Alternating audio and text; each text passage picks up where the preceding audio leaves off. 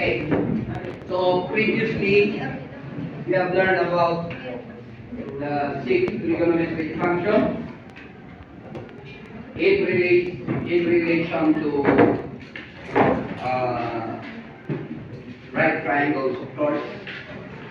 When it concerns the right triangles, we have the sides, of course, and the acute angles of these right triangles. So before we proceed to that, I'm going to illustrate here on board a right triangle.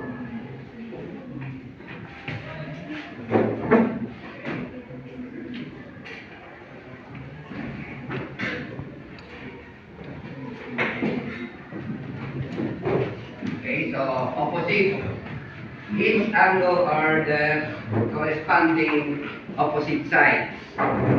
Now, so in this right triangle, we know that angle A would have a small letter A as its opposite. A, and the right angle C, the side opposite to it is actually the longest side of this right triangle, the hypotenuse.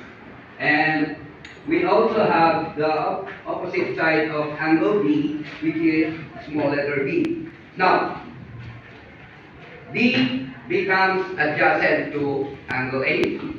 A becomes adjacent to angle B. This is in preparation for your sixth trigonometric function. Okay. So,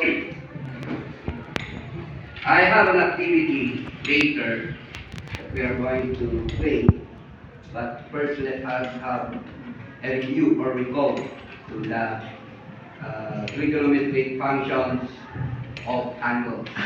Okay, in a right triangle. So what are the six trigonometric functions? Or what do you mean by trigonometric functions? Trigonometric function. Denver, ikaw ang tumawag si Chok Kapagin. Chok.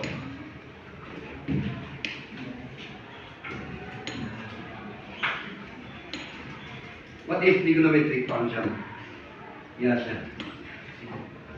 These functions relate an angle or a right triangle durations of two sides lengths of the same triangle. Oh, so what do you mean by that? These are functions related to the angles and sides of a right triangle. Okay? Oh. That definition, saan galing yung definition na yun? Good? Okay? That's correct. It is a function related to angles and sides of a right triangle. But when you are going to reach grade 10, you are going to learn that you could also derive this trigonometric function from a unit circle. Okay? And that would be very much similar to the derivation of these six functions. Can you give me the six functions? Charlie Ming. Sine, cosine, So we have sine, tangent, secant, cosine, tangent, cosecant, secant, and cotangent. Okay, very good. So, if we are going to get the sine function of the angle A, the cosine function of the angle A, or the trigonometric function of angle A, we define the sine function as opposite side over hypotenuse. Okay? So from the figure, can you give me the ratio that defines sine A? Listen. From this figure, can you give me the ratio? Oh. Sinabi natin na yung sine is opposite over hypotenuse. So paano yun? Or opposite side over hypotenuse. From the figure, where is the opposite side? Or the side opposite angle A? Diba sabi ko kanina yung small letter A? Ha? Dalawang A doon. Ha? Isang maliit at isang malaki. Pag we refer to side, we refer to the small letters. Huh? A over C. What about cosine? Huh? D over C. Tangent. A over D. Then this following functions. We will just get the reciprocal of the function. Isa na. So, baliktarin na natin. So, C over A. Ito naman is C over B. Then this one is B over A. Then, what about if we are going to get also the trigonometric function of B, angle B? Do you think we have the same?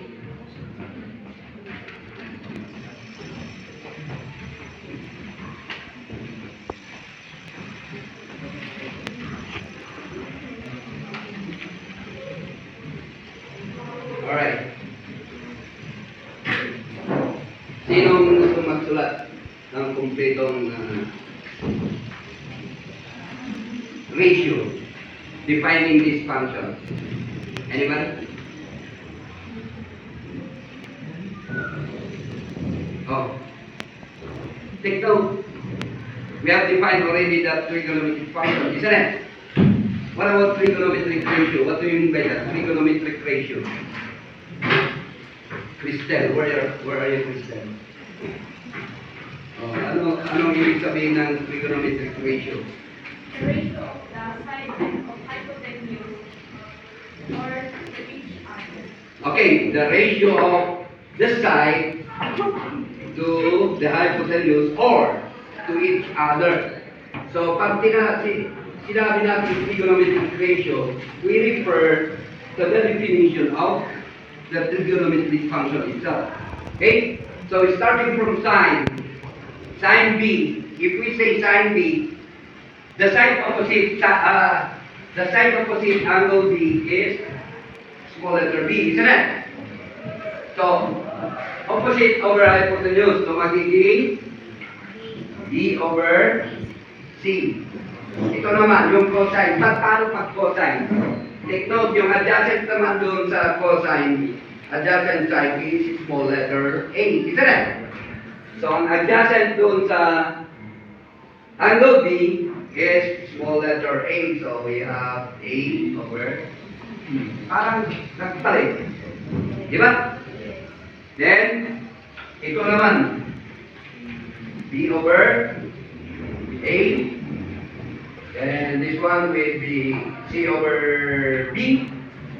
And what is next? Denver. Oh. Second B. Ha? 12. Ha? Ano yung ratio ng second B? Take note. Reciprocal function ng second is cosine. So, C over A. Okay, paano naman sa cotangent? Oh, sinong gustong magbigay ng ratio ng cotangent? Yes. Dito sa cotangent,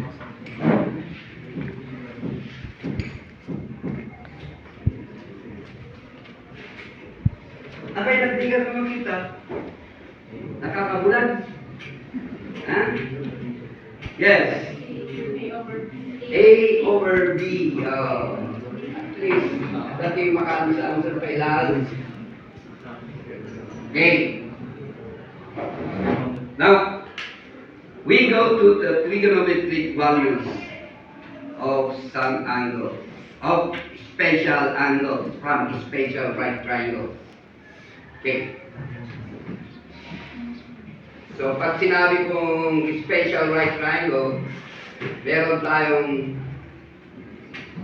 special angles also from this special right angle. Okay? So, we have the 30-60 degrees right triangle. Ang opposite ng 30 is 1 half. Ang opposite ng 60 is square root of 3 over 2. Tama ba? Square root of 3 over 2, and of course this is 1. Okay, so dalawang 1 half.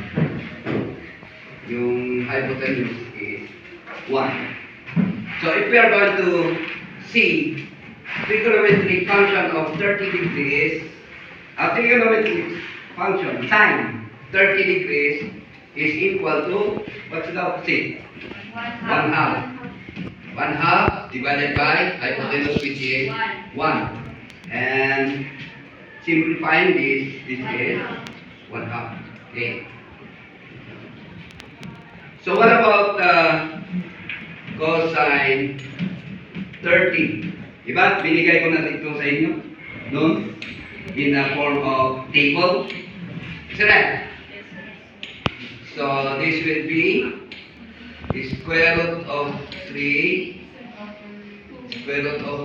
over 2 over 1. So magiging square root of 3 over 2 naman. Pagka tangent, can you solve? Tangent, we have 1 half over square root of 3 over 2. Simplifying this as a complex fraction, this would become 1 half times the reciprocal of this, 2 over square root of 3. So this cancel, magiging 1 over square root of 3. Pag sinimplify mo yan through rationalization, magiging ganito, 6. Yan yung rationalization process natin. So magiging square root of 3 over 3. Paano nangyari yun, ha? We multiply to square root of 3 over square root of 3. This is the same as 1. Isn't it? When you multiply a number to 1, that will give you the same number. So 1 times square root of 3, this would become 3 times 3. Square root of 9. And the square root of 9 is 3. So ganito ang simplified form nito. Pag tangent 30. What about cosecant? 30 degrees secant. 30 degrees. We have also cotangent 30 degrees. Okay, binigay ko na yan sa inyo in a form of a table. Is that right? Now,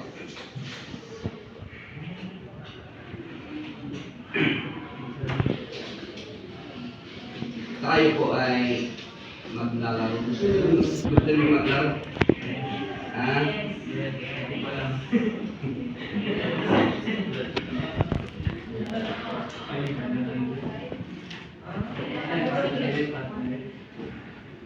Ang isang card, it bears trigonometric function of a certain angle. So, from 0 to 90 degrees. Okay? So, 0, 30, 45, 60, and 90 degrees. And the other card would bear its value. Okay? For example, yung... ano kaya ito? Cosecant 30. Cosecant 30 is 2. So, ang cosecant is reciprocal function of sine, isn't it? So, cosecant 30 is 2. Oh, yes. So, alam niyo pala, ha? Ngayon, Hatiin natin yung buong klase. Hindi tayo. Ilan kayo ngayon? Ibilangan ako. 30.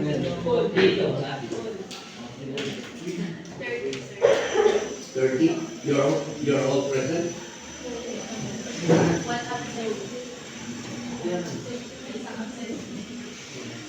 Ano? May isang absent.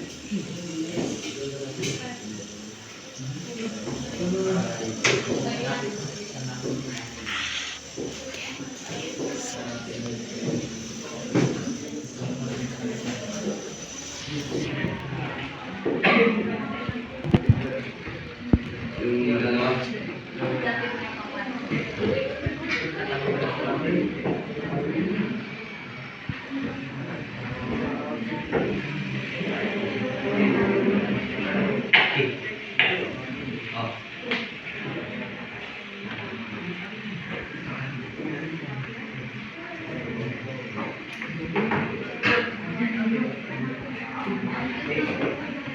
Oh.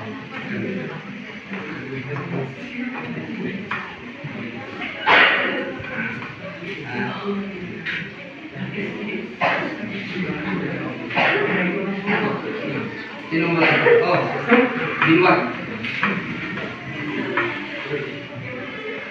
Ilan na kayo namin dyan? Ha?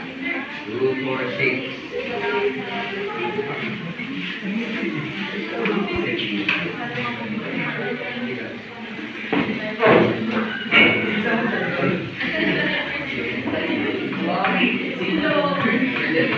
Oh, ito.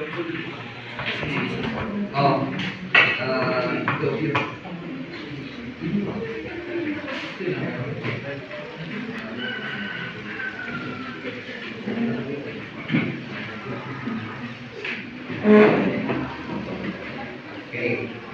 Mga remaining.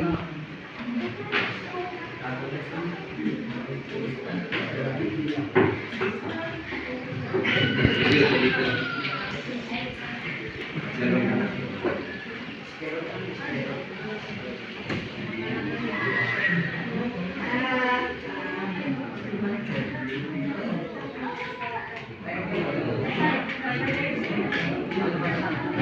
Hanapin niyo yung mga trigonometric function na may value na ganyan. Tulad ng hawak nyo. Extra na dalawa. Okay. Sige. You refer to your notes, yung derivation natin noon. Yung ganito. Para malaman nyo. Then, remember it. At the count of 3, tumayo kayo, hanapin nyo yung pares nyo. Yung maunang makahanap ng pares niya, pupunta dito with the corresponding 1/4. Okay, 1/4 dito, 5 papers. Pagkasulat nyo ang pangalan ko, then you write the trigonometric function and its value. Okay? Oh, hindi naman ako nag-upload. Ha? Paano kung hindi mo mahanapan? Kung hindi mo mahanapan, makahanapin ka rin ng pares mo.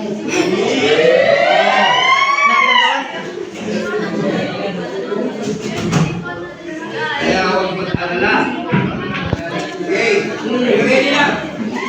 Ready? Yes, sir.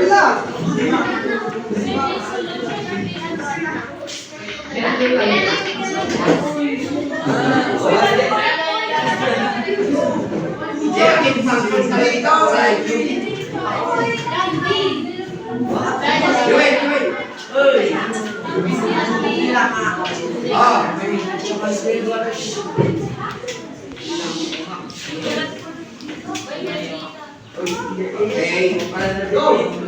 Tayo, tayo.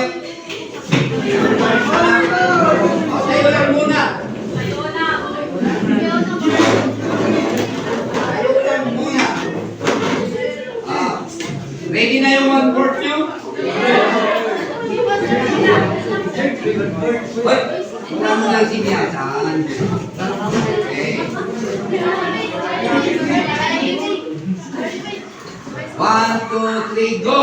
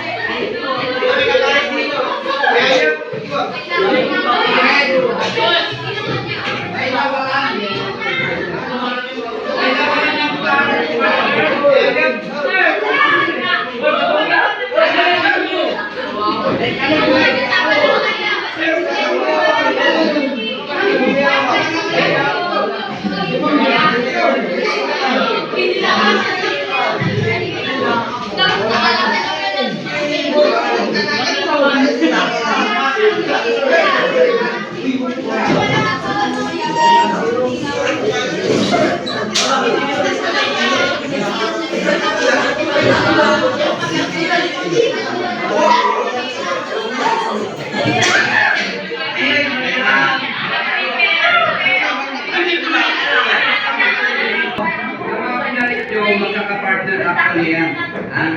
Di naman kayong tumingin doon sa table nyo.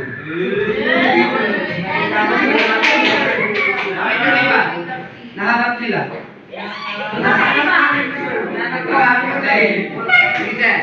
Kasi habang naghahanap ka, hinahanap ka rin, di ba?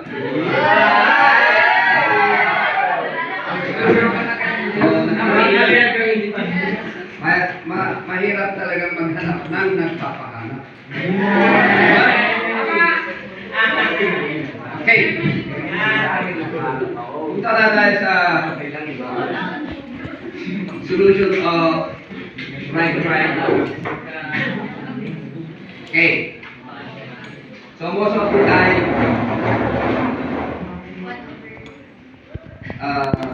we are going to make use of this to solve unknowns and given unknowns in a right triangle. For example,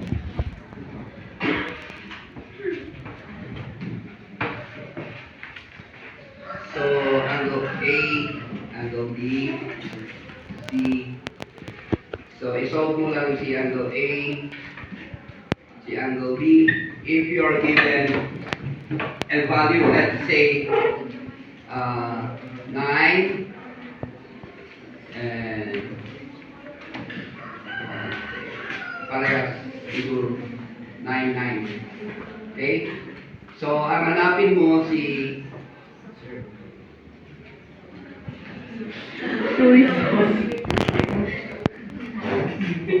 hanapin mo si hypotenuse and the two acute angles. Okay? So, we are going to find for angle A and angle B. Now, if you're going to observe the given, you're given the two legs, and they are even equal, isn't it? So, pag ang naibigay ay yung opposite tsaka yung adjacent, what function are you going to use? Anong function ang gumagamit ng, ang gagamitin natin sa pag-solve doon sa angle A at angle B? Ha? Hindi natin magamit yung sign. Correct? Bakit? Hindi given yung hypotenuse. Yung pangalan sinusolve natin. Correct? Hindi natin makagamit din si adjacent, si cosine. Because still, adjacent over hypotenuse yun. Oh, what do you think of tangent? Yun ba ang gagamitin natin? Huh? If you're going to observe, 9 is the opposite, and 9 is also adjacent. So, anong function? Tangent. Okay, so we are going to make use of tangent A that is equal to 9 over 9. So, tangent A is equal to 1. So, sinabi ko ano nyo yung mga cellphone nyo sa calculator mode. Hanapin nyo doon ang scientific. Kasi so-solve natin yung arc function or inverse function nito. Okay? So, inverse function of A or inverse tan 1. You press, i-press nyo muna yung tangent raised to negative 1 doon sa calculator. Then you press 1. Ano ang lalabas? 45 degrees. Okay? Then, this will be 45 degrees. And the same way, tangent angle B. Isn't it? Ang opposite niya is 9 also. The adjacent is also 9. So, parehas sila. So, even if we are going to solve for the inverse function of tangent B, so, press nyo rin yung tan, raise to negative 1. Then press 1. Your B will be the same, isn't it? Okay, so, actually, this is a 45 by 45, 90 right triangle. Now, paano natin isolve si hypotenuse? How are we going to solve for the hypotenuse? Ano yung mga function na gumagamit ng hypotenuse? Of course, we have sine and cosine, isn't it? So, kahit saan doon ang pwede natin gamitin. So, sine A, 45 degrees is equal to opposite, that is 9 over C. Okay, ito na ngayon ang equation natin. Now, we multiply both sides of the equation by small letter C. Select. So, pag minultiply natin yan, magiging C times sine 45 degrees is equal to 9. O bakit 9 ang naiwan doon? Nag-cancel C? C. Naiwan lang si 9. Now, we divide again this by sine 45. Again, we are going to do that with the other side of our equation. So, we divide this also by sine 45. So, this cancel. Okay? May iwan na lang si C. And C is, actually, you can press directly, from your to your calculator. So press 9, press divide, then press sign, press 45 degrees. Anong lalabas? 12.73. Ha? 12 point, up to the second decimal place. 73. Yes. 73. Okay, so solve na natin si hypotenuse. So, ang hypotenuse natin is 12.73. So, alam nyo na, ang gumamit ng scientific calculator na may trigonometric function. Pero nakikita nyo yan, ang meron lang dyan is sine, cosine, tangent. Kasi sila ang primary function na nagagamit. Wala dyan yung cosecant, secant, o tangent. Nade-derive lang yan through this relation. Did you get that? Oh. Okay. Ibigyan ko kayo ng triangles to solve. Pero unang-una by group. Okay. Pero pumunta kayo, kayo, Cristel, Charmaine, Gracia, Denver.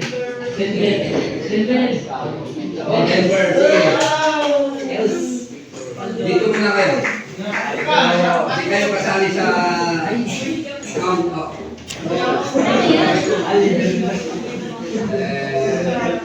Rizal. Rizal. Oh.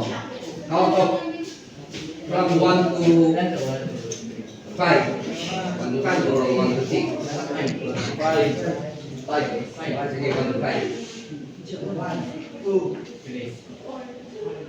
1. 2. Kikinig ka. 3. 4. 5. 1. 2.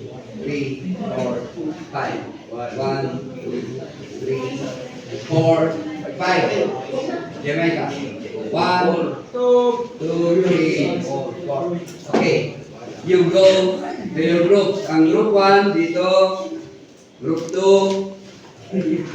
Group 3. Group 4. Group 5. Ayo. Correct. Determine. You go to your groups first. You go to your groups.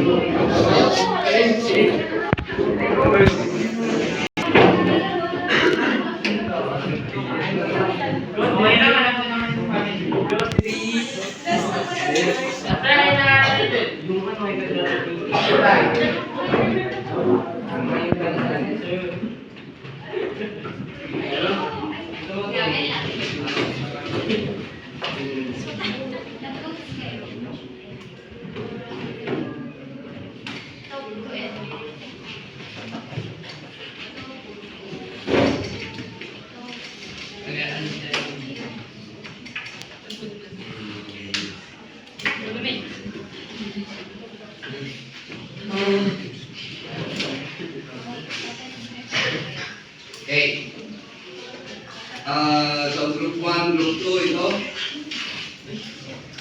Take out.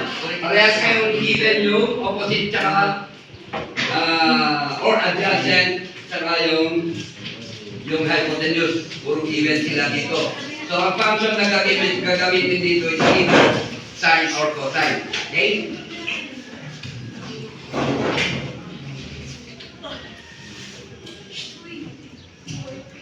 O group 3.